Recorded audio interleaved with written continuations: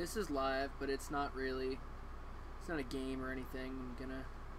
So we had a play last night in the NFC Championship game.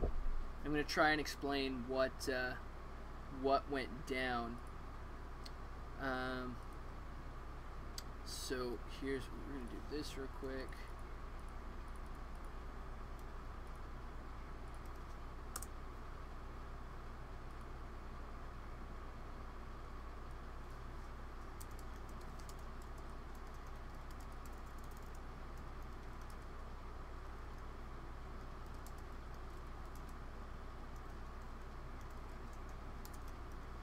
Alright, so it was 1 second left with, the ball's on the 2-yard line, and I'm running gun bunch trail, and we had cover 2 invert out of 3-4 bear on the other side. So bunch trail, show play art, and 3-4 invert.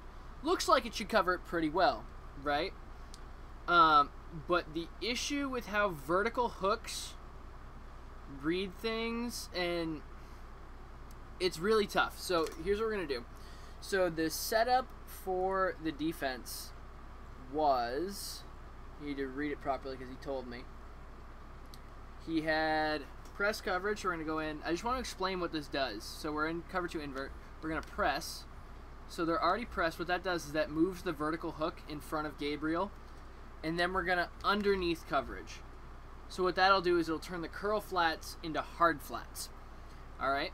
So that was the play from the defensive point of view. Mine was, I took Sanu, or the right receiver, it wasn't Sanu, and I motioned him out wide to the right, and then I faded him to the back corner. Okay? So now what this causes, what we're looking at here, is we've got a vertical hook and a hard flat in a deep zone on the right-hand side.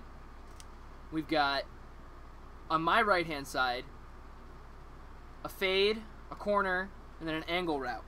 So 3 routes that initially start breaking to the right, and then one that comes back. Okay, so 2 routes that break to the right, one that starts that way and comes back. The left side of this play doesn't really matter all that much, but we've got Julio Jones on a post against the same thing. So I'm going to run the play, and it should work exactly the same way, just like that, fade.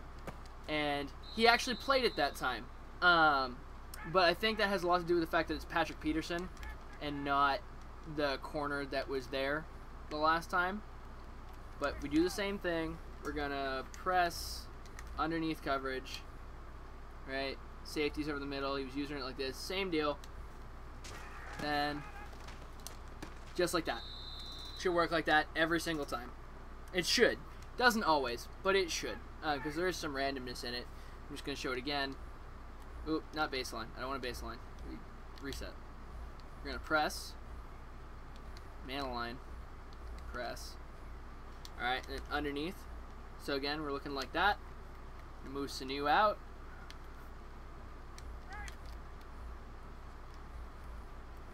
So we've got the corner, the angle, and the fade.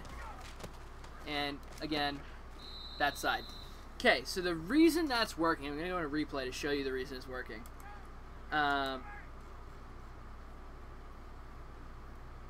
Right. And you'll see Patrick Peterson will do the same thing. He's not running away from the play because he's running away from the play. It's not like he doesn't want to play the man. So what you'll see happening right here, okay?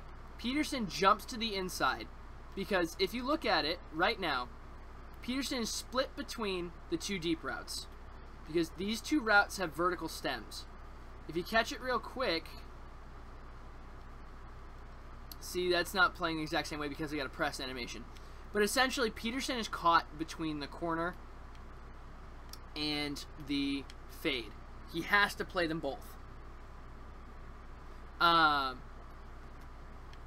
The thing with the vertical hook is going to play inside of Gabriel, and the hard flat is occupied by Tammy on this angle route, right? So the hard flat can't go help until the ball is already over his head, and Peterson is stuck in the middle.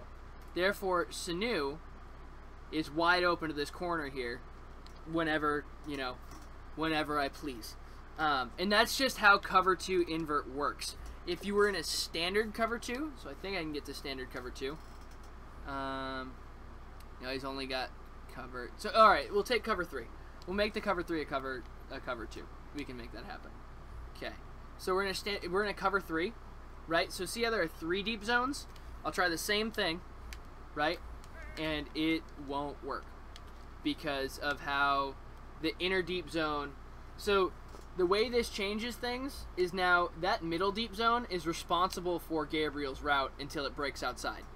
So until Gabriel breaks to the right, that middle deep zone is responsible for the route breaking up. We'll even, press underneath. So same look, but instead of a hook zone over the middle, it's a deep zone. Okay? So we're going to do the same thing and pop. And he got pulled inside again. That's weird. That shouldn't happen. Alright, now I'm going to try and figure this out. Maybe it's because Matthew's too far over. I'm going to try this again. But essentially what's being caused is it's a horizontal stretch of that deep zone. And it'll just... And he played it that time. So, it's not always the most effective thing, but like, that is what we're doing. We're pressing underneath. Sanu to the outside. Fade. There we go. Bang. And that's just the read. And so I think really the only true way to handle it would be to go to man. So you go cover 1 hole, right? Let just man him up, and he won't ever get open on that because it's now Peterson's job to mark up Sanu, right? And you're assigning man coverage. So what you could do, how I would personally set it up, is take this, because you're using Matthew, right? You're using Honey Badger.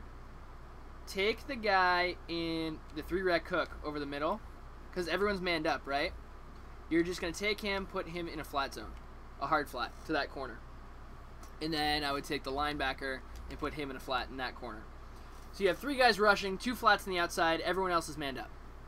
And this is exactly what I would do to stop the play that I'm talking about.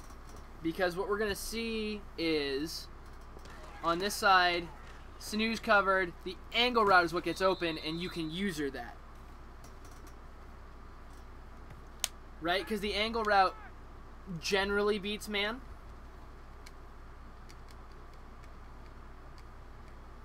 Oh, wrong controller. Ha.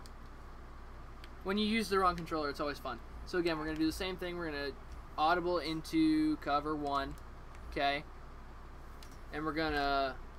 What you could even do, if you wanted, if you knew that I was going to run this play, and you knew there was going to be a corner on that outside, right? If you knew that was a corner, you could even drop that guy in the yellow zone into a buzz, so a curl flat, and he'll play the corner, then drop the linebacker on the left into a flat zone, because you don't know if I'm going to send Freeman on a route, right? So now all you've got to do is, as Matthew, I'm going to snap the ball here, you just got to wait on this route right here and use her over the middle, and there's nothing left, right? And then you got some bullshit, and then that happens.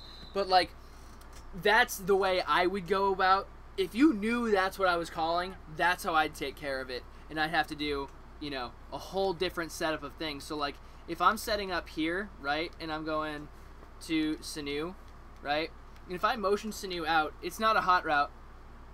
The counterpoint would be, so if you're in, cover 1 hole, right, you've got your buzz on the right and your hard flat on the left. So I haven't made a hot route yet. I've made a motion but no hot routes. I would, wrong controller, I'm sorry.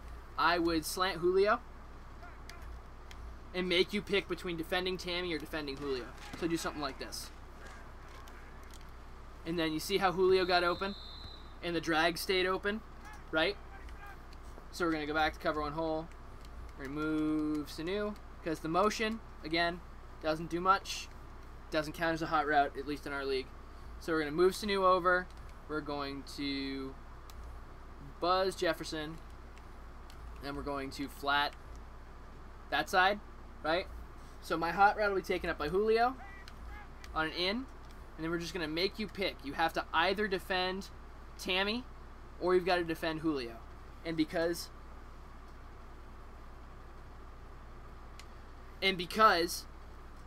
Tammy is a delayed read, I can look Julio first. Julio's not open. Go to, you know, whatever's next.